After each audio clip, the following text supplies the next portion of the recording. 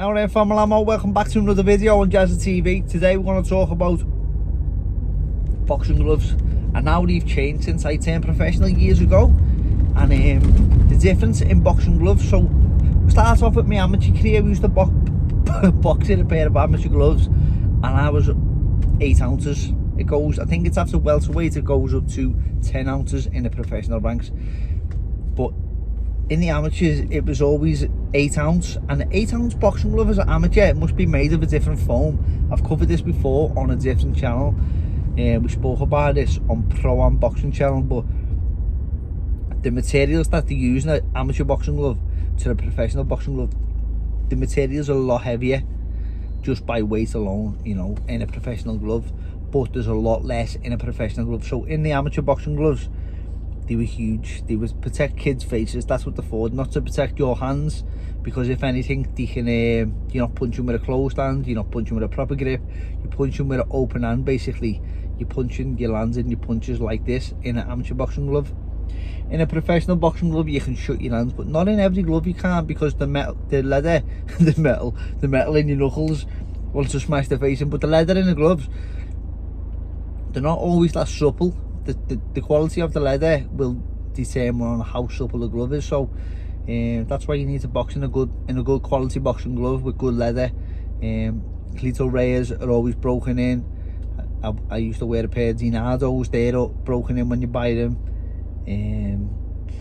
What else would I recommend? The gloves that I have been wearing, they're broken in. They're Pro Am boxing gloves. I've been fighting in them my last few fights. I like them. I train in them. A pair of gloves that I was given as a gift from Bravos the other day. They were very, very supple. They were already broken in. These gloves are already been like they're worn. So that's important, because sometimes when you get to a fight night, sometimes you put your wrap on. You got a big massive wrap on there. We'll also cover that topic in this segment. A big massive wrap and then a boxing glove. There's not much space in the glove as it is, because the gloves are quite small. And then you put your hand in, and you can't close your hand fully, and the leather's not supple, and your boxing, I've literally boxed with an open hand, and it's been painful for me to punch, and I've already got my wraps on. It's too late to say take them off. You don't want to be seen as a bit of a shit house. You don't want you don't want to upset your cuts, man. That's why I wrap my own hands these days, because you know what you're doing the first time. If you're gonna get it wrong, you can take it off. You got no one else to blame. If you get it injured hand, the blame's on you. You can take responsibility. I hurt my hands, yeah, well, did you wrap them right yourself, or you're gonna blame someone else? I take the responsibility for them. That's why I do my own hands when I fight. Not many fighters do that, because not many fighters can wrap their hands, but I think every fighter should learn for these reasons. So one of the main reasons why I think we get hand injuries is because of this. Fighters, it's a vicious cycle. Fighters used to train in mitts. Mitts is looks like a bit of an oven glove. Now, mitts, they allow you to punch correctly. Your knuckles are going to be in the right place. Your wrist has got to be set before you land the shot. Your hand's going to be closed. You're taking the impact. You see a lot of fighters doing the forearm workouts now with the kettlebells and the weights on the wrist. But mitts also strengthen the arms. They strengthen the wrist, they strengthen the knuckles. That impact will give you strength in your hands on the mitts. But the fighters, like I say, the vicious cycle. Some fighters are wearing the bigger gloves because they might have started looking better. Now they're punching with open hands, they injure their hand. Now they need a bigger pair of gloves because they got a bad hand injury, you know. They get an hand injury because they got bad gloves on, big gloves. Now they're getting big gloves because they got a hand injury. It never stops. I've seen fighters who go in there and they know before they even come out the ring they're going to get a broken hand. They're known for having bad hands. You see fighters who've been A-side have tied other fighters into contracts where you're not allowed to wear a puncher's glove per se, because I've got bad hands and I'm not allowing you to have an advantage over me because I can't wear little gloves anymore.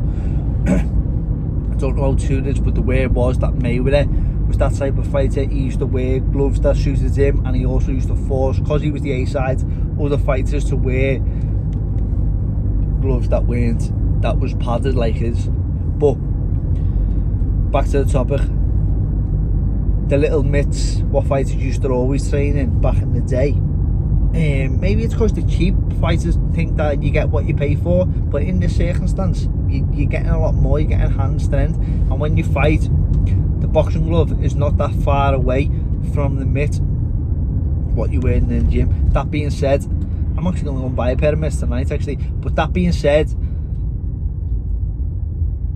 what I see nowadays is the gloves are getting smaller and smaller. I've fought and had my face busted up by a fighter who wore a pair of boxing gloves that then went on to be discontinued, and the board of control said no, you can't keep on making them because they were so small, you know. And does that leave a bit of taste in my mouth? Not really, because I understand boxing gloves aren't to protect your face, you know.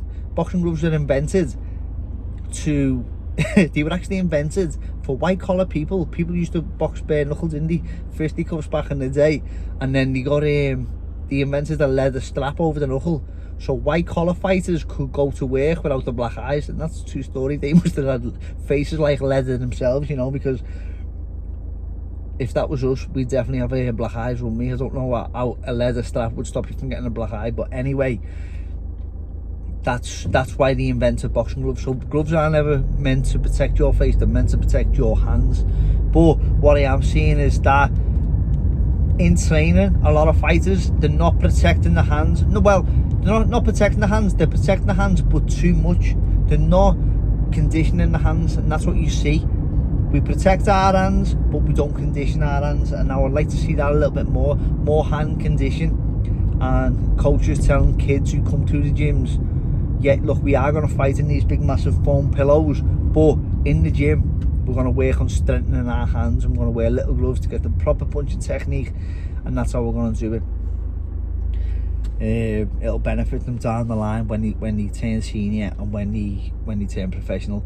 But when you have the what we're going to go on through now, we talked about the hands, yeah, the wraps. So fighters also see them going in the gym, the fighters who have got the backhand, the bad hands, they have a big gel pad. They have a big gel pad. Some of these boxing companies are selling gel pads for the knuckles, and then they have a wrap over the hand, and then like a gauze, and then they have and then a wrap over the wrap and the gel pad, so they don't hurt their hands. And then they get in a fight night, and they're not allowed to wear all that stuff. All they're allowed is a bit of gauze and wraps, and you're not allowed tape. You can't tape over the knuckle. You have to stop the tape on top of the hand, on top of the knuckle. Yeah, the board inspector says, yeah, no, you can't tape over the knuckle. You have to stop where I can see the knuckle, because you're not allowed nothing over the knuckle apart from bandage to protect your knuckle. But you're going from massive protection in the gym to getting on a fight night when you really need strong hands, and you haven't conditioned your hands all along. I know fighters who, like I said, get in there and you know they're going to break their hands before they've even let a shot go. Now I'd be more confident knowing that I had nothing in the gym, I strengthened my hands, and now I've got padding in the ring in case I hurt my hands. So that's just me though, that's just me personally. Now fighters, I think for a lot of fighters, if you are a fighter, a professional fighter especially, I think you should learn to wrap your own hands. It doesn't have to be fight night, but I think you should learn to wrap your hands, and maybe every day in the gym take a little bit of wrapping off, a little bit off, and try and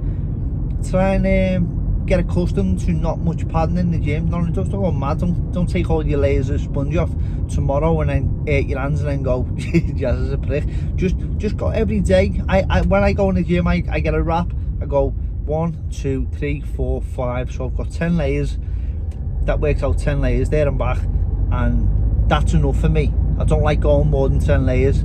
Sometimes, depending on the gloves, if I'm sparring, if there's nothing in the glove, I'll spar, but not for my hands actually, for me sparring partner, not to be a prick. But 10 layers, 10 back and forth, that's enough for me when I wrap my hands. Sometimes if I've got a big glove on, I've got too much padding in the knuckle, I'll do 8 or 6 layers on the wrap before I put my tape on and stuff like that. So just make sure you cover your wrist. You get your wrist so you're strong with the wrist. What I used to do as a kid, and still do it now, when I see a banister, walking down a banister, just bang my knuckles on the banister.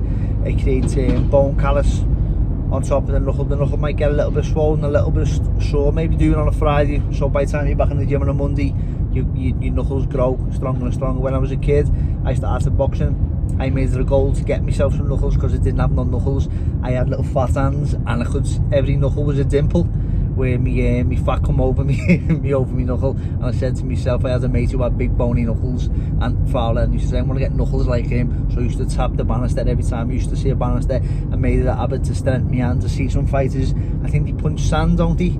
They punch sand, they get a bucket of sand and punch sand. Maybe that was it.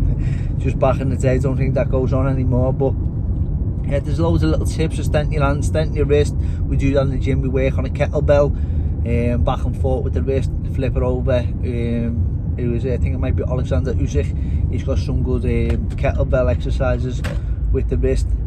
So yeah, there's loads of things out there. Strengthen your wrist so you don't have to wear them big massive gloves. And yeah, that's my advice anyway. Take it or leave it. But thank you for watching. Please like, subscribe and leave a comment.